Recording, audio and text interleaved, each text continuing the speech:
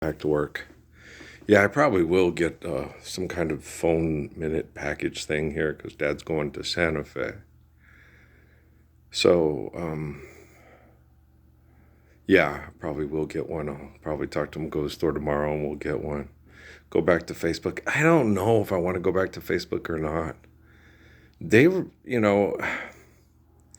there's a different degree of YouTube. I can speak freely here, say things that are intelligent.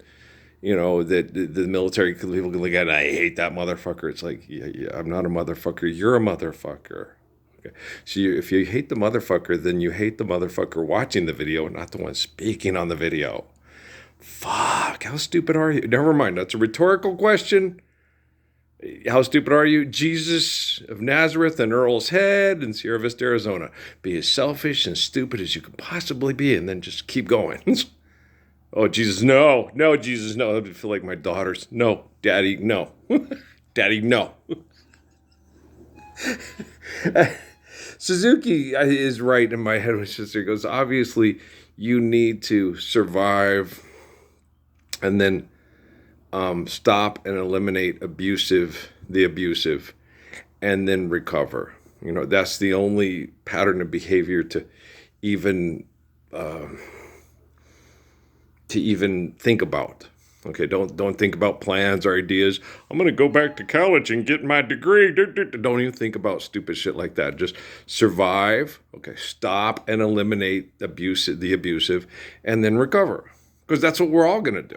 Okay, right now we're surviving. Then, depending on if you help or not to stop and eliminate the abusive, then you recover. Okay, life is eternal and grace is infinite. Wow, genius, right? So, I had a conversation with both my wives last night. Amy, she's a trip. Steffi's got to watch. Yeah, I don't need three women in the bedroom. Look, I can barely handle I'm too tired.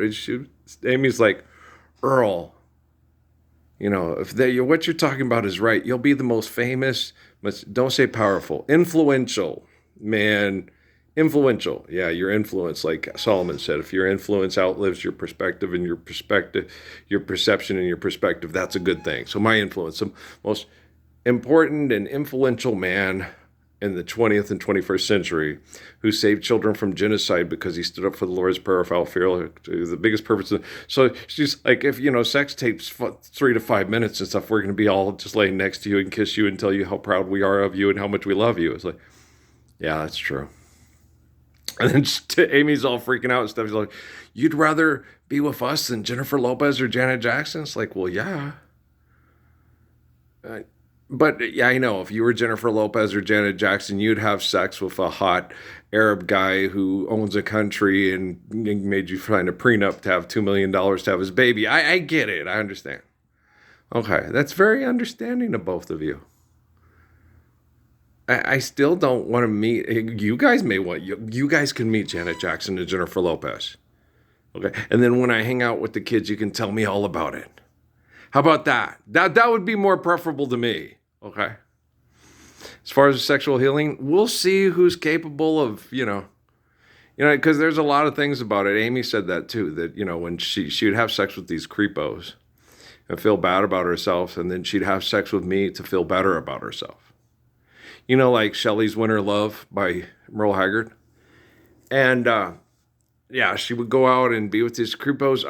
Because we were being sexually predicated on and sexually manipulated by Michael Aquino and the Temple of Set Illuminati and Antoine LaVey. The worst turd bags in the history of turd bags. The worse than Machiavelli. Yeah. It's hard to... I think when Hinton was saying that it has great literature, Machiavelli great literature, seriously? Okay, let's see, Machiavelli Proverbs. Have you read Machiavelli? I haven't. I don't have to. I've heard other people speak that read it and go, what a turd bag. And then Proverbs. You go read Proverbs and it's like, no, this isn't even in the ballpark here. It's just, there's no ballpark. Life is eternal, grace is infinite, care, share, given in accordance to need, built to last. It's just Proverbs, right? Okay. Machiavelli. It's better to get people to fear you. It's like, fear you? Seriously? Look, guys. Okay.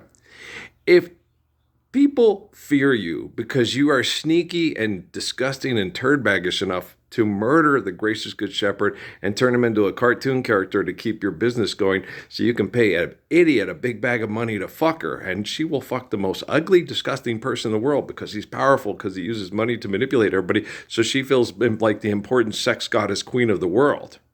Which is exactly what's happening when you watch a Megan Thee Stallion video. When you watch women that are sex icons, and are you looking at her? No, why? Because she's a goddamn idiot. Like I used to tell my wife, you're my Janet Jackson. You're my Jennifer Lopez, right? Besides, they're idiots. Okay, I don't want to make love to an idiot. I'm not an idiot. Okay, stop acting like an idiot.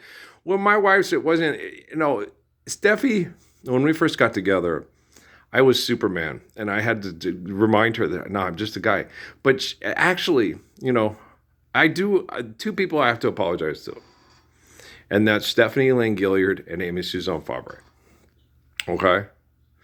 Because Steffi was talking, you're the greatest man in the world. You're like Superman, but better. It's like Law said, it's like making love to Jesus, okay? And these people are all trying to, she was paranoid that everybody was wanting me. And I was like, I didn't understand, okay? That people, on a subconscious level, their intuition, their women's intuition was better than my survival instincts at the time, okay? The women I was making love with and not wearing condoms and trying not to get pregnant because we were married, and it's like Pisces, Virgo rising is a very good sign. So I do owe them an apology because Stephanie was right. They're doing this, and Patrick saved your life when he was born early. She was right about a lot of things. Okay, her intuition, like Kate Blanchett's character on The Gift, was right, and Amy did the same thing. Okay, when we were in Sierra Vista, she tried to talk me into murder-suicide, where we kill the kids and ourselves to get away from the prison that the earth had become. And I said, you can't do that. Well, I was right. Okay. Her feelings were valid. Okay, you got to validate. Yes, her feelings are valid. We got to kill ourselves because look, it's been how many 15 years since she asked me to do that with her. Okay.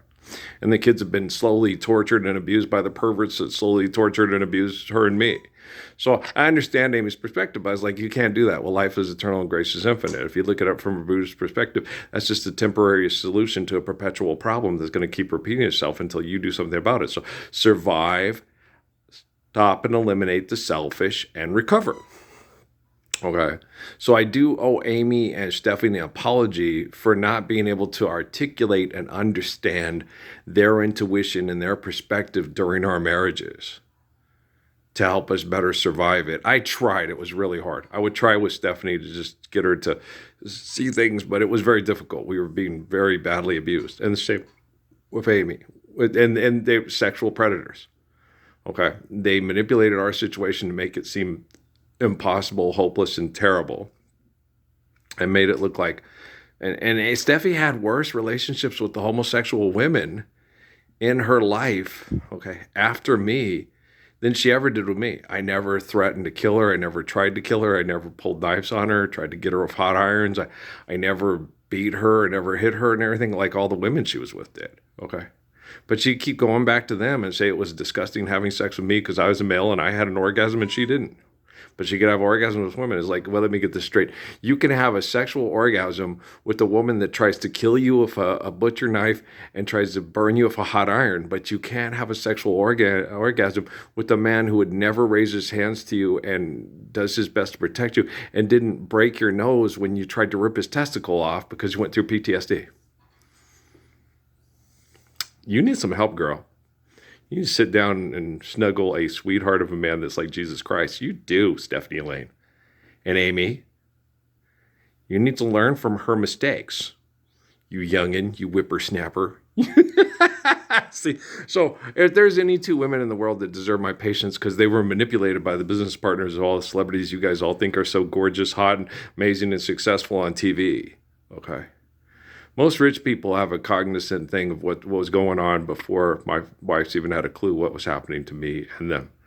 Okay, so I have a lot more empathy and understanding for Steffi and Amy and Law and Raquel and stuff than I do any rich woman who's still clinging to her money and her wealth and her power and her fame that's standing up for the Lord's Prayer with me like Michelle was going to do. All right, guys? Well, she tried to, but you fuckers killed her. All right, peace.